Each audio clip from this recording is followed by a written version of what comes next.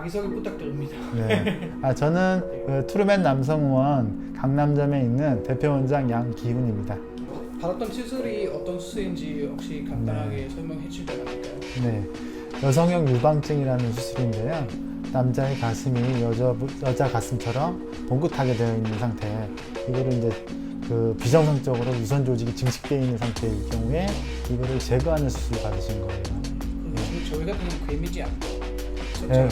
그러니까 겉으로 꼬맨 건 없고 네. 속에 이제 꼬맨 거는 한 2바늘, 3바늘 정도 있고 겉에는 이제 본드, 스킨 본드라고 하는 걸 이용해서 본드로 이제 붙였죠. 두 번째 질문은 여자친구는 어떻게 생기는지 혹시 설명해 주시면 주로 이제 많이 생기는 게 어렸을 때 그러니까 사춘기 전에 비만이었던 소년들 있잖아요. 네. 그런 애들이 이제 그 비만이면 지방 조직이 많잖아요. 지방 조직이 많으면 지방 조직에서는 여성 호르몬 생산을 많이 해요.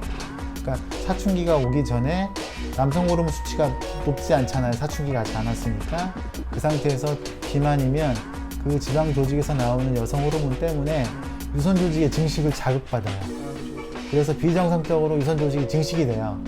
그러다가 이제 그 사춘기가 오면 남성 호르몬이 이제 증가되면서 그게 억제가 되지만 그게 이제 워낙 그 사춘기 이전에 유선 조직의 증식이 좀 심했던 경우에는 남아가지고 성인이 됐음에도 불구하고 남아있는 경우에 우리가 이제 치료를 하게 되죠. 그리고 원래는 이제 판단은 어떻게 하셨어요? 우선 수술 경험이 많으면 앉아만 봐도 알고요. 보기만 해도 알아요. 비만 만약에 이제 궁금하면 지방도 네. 그렇죠. 그러니까 지방 때문에 가슴이 비대한 건지 유선 조직을 같이 이제 유선 조직이 비정상적으로 있어서 또 추가적으로 비대한 게 있는지 이런 거는 봐도 어느 정도 알 수 있고 만져보면 그 질감이 달라요. 지방 조직과 유선 조직의 질감이 다르고 근데 이제 우리가 그거는 이제 제가 느끼는 거 보는 거지만 이걸 근거로 남기하기 때문에 초음파 검사라든지 그다음에 그 조직 검사를 통해서 유선 조직의 증식을 우리가 확인을 하는 거죠. 객관적으로. 알겠습니다. 다음 질문은 어느 구독자분이 감각의 민감도가 더워질까봐 걱정하시는 분들이 있는데 감각이 떨어질 수 있어요. 그러니까 이게 왜냐하면 이제 유륜 밑에 있는 유선 조직을 제거를 해야 하니까 그만큼 이제 신경으로 가는 피부로 가는 신경들이 잘릴 수 있잖아요. 그래서 감각이 떨어지는데 보통 그러니까 그 중요하신 분들도 있어요. 아 진짜? 왜냐하면 여기 부분에 뭐 성감대가 있다. 그래서 나는 이게 중요하다 하시는 분들이 있거든요. 그런데 이제 이 수술적으로 감각이 떨어지긴 하는데 이게 보통 6개월에서 1년 사이에 평균적으로 보면 80% 정도 돌아가요. 네, 그래서 이제 그래서 저희 수술하시는 분들 중에 이게 감각이 떨어진 것 때문에 불편해서 이렇게 얘기하시는 분은 없는데요. 네, 근데 그게 이제 뭐 사람마다 이제 중요도가 다르니까 전혀 거기에 대해서 걱정하지 말라고 말씀을 못 드리지만 한 20% 정도 감각은 떨어질 수 있다. 이렇게 생각을 하시면 되겠습니다. 그리고 이제 여자친구는 운동으로 했으면 그러니까 이 운동을 하면 이제 운동을 전에 해보셨으면 알겠지만 지방을 좀 이렇게 감소시킬 수는 있어요. 네, 저 5%까지 내려갔는데 네. 그러니까 체중 확률을 5%까지 떨어뜨려도 이게 이제 유선 조직은 지방이 아니기 때문에 그냥 남아 있는 거고 오히려 이제 그 유선 조직이 지방 조직에 묻혀 있다가 잘 이렇게 구분이 안 되는 상황에서 체지방이 이제 쭉 빠지고 유선 조직만 남으면 오히려 더 그 유륜 부분 이렇게 볼록하게 튀어나온 게 더 도드라지게 보이는 거죠.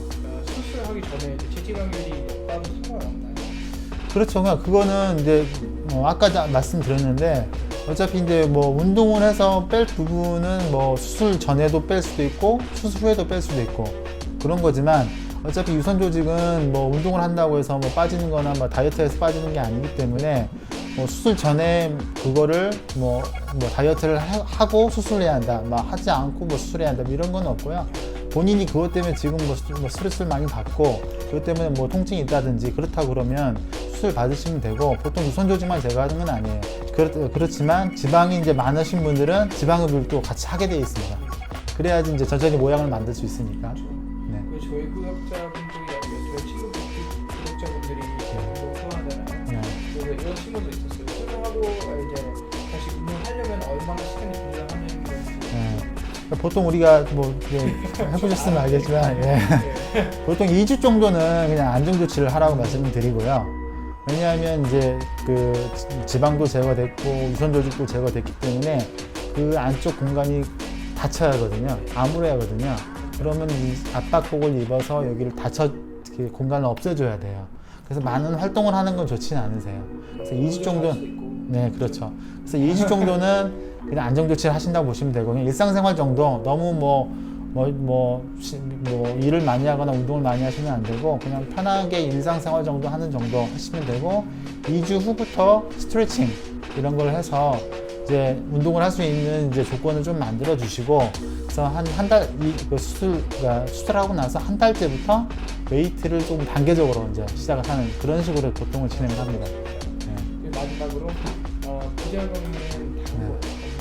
아니, 완전히 없을 수는 없고요. 이거는 이제 수술을 하는 사람, 그러니까 집도의가 어떻게 또 수술을 잘하냐, 그다음에 그 환자가 얼만큼 뭐 또 부작용이 발생할 수 있는 어떤 조건들을 가지고 있냐에 따라서 그런 부작용이 발생할 수 있는데, 제일 흔한 거는 그냥 피나는 거, 출혈, 그 다음에 물 차는 거, 그런 게 있을 수 있는데, 보통은 이제 뭐 심하지 않은 경우에는 뭐 간단하게 이제 뭐 간단한 치료로 회복은 되고, 심한 경우에는 이제 좀 재수술을 하거나 이런 것들이 필요할 수도 있어요. 감사합니다. 네. 수고 많으셨습니다. 네.